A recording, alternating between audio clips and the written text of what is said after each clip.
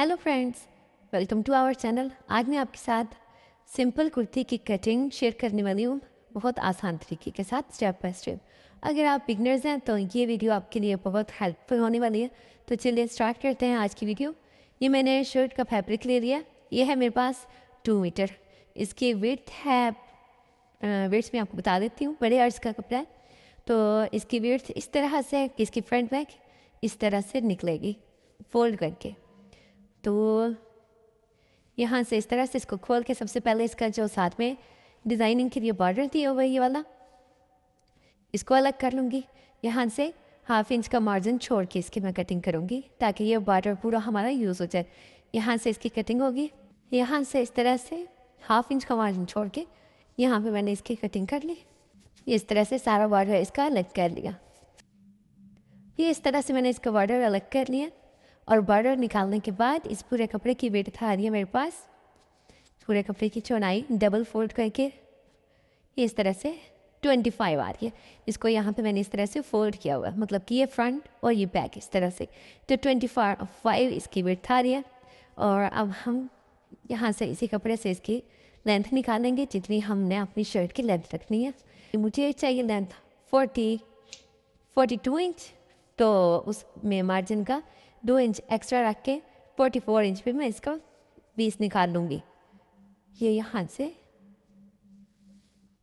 44 inch का इस तरह से 20 निकाल लेना है। और ये 2 मीटर कपड़ा था तो उससे आगे हमारा जो कपड़ा बच जाएगा उससे हमारे स्लीव्स बनेंगे, ठीक है।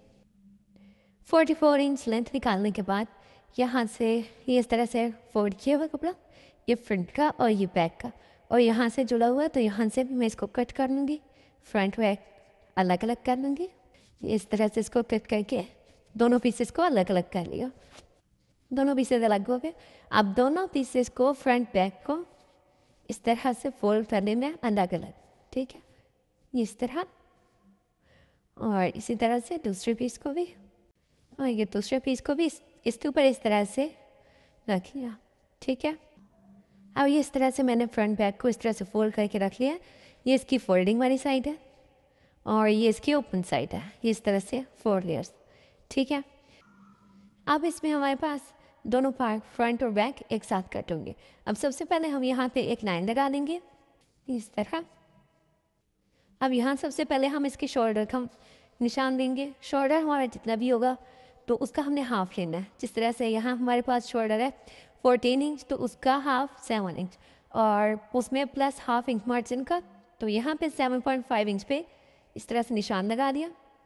और जितना हमारे पास ये शोल्डर होता है उतने ही हम इसको डीप लेते हैं। तो यहाँ पे भी इस लाइन से 7.5 पे इस तरह से मार्क कर लिया।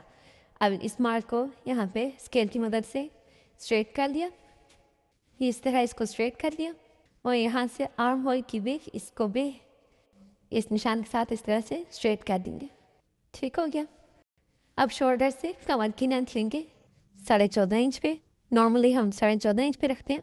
और उसके बाद यहाँ पे चेस्ट के निशान से हिप का निशान लेंगे 14 इंच पे। नॉर्मली हम 14 देते हैं, जिस तरह से हाइट ज़्यादा हो तो उसको हम कम ज़्यादा कर सकते हैं। तो अब इन दोनों निशानों को भी स्केल की मदद से स्ट्रेट कर लेंगे। तो ये हमारे पास चेस्ट लाइन है, ये वेस्ट लाइन है, और ये हमारे पास हिप लाइन। पहले हम मार्किंग करेंगे चेस्ट की।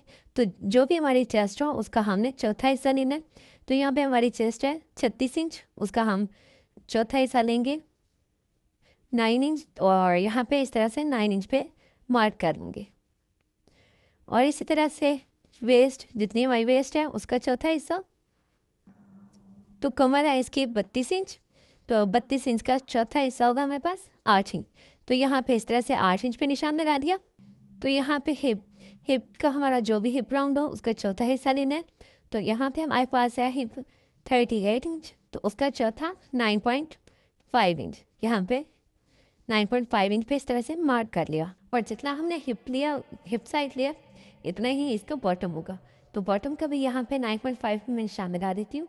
और उसके बाद इन सारे निशानों को आपस में ज्वाइन कर देंगे इस तरह से। और उसके बाद यहाँ पे चेस्ट के निशान को कमर के निशान के साथ, और उसके बाद कमर के हिप के साथ इस तरह से इसकी मार्किंग कर ली। और अब साइड पे एक्स्ट्रा सिलाई मार्जिन रखेंगे 2 इंच, जिसमें हमारा आधा इंच लूजिंग का जाएगा और 1.5 इंच मार्जिन, क्योंकि जब हम कुर्ती की फिटिंग करते हैं तो दोनों साइड पे आधा आधा इंच लूजिंग का रखते हैं।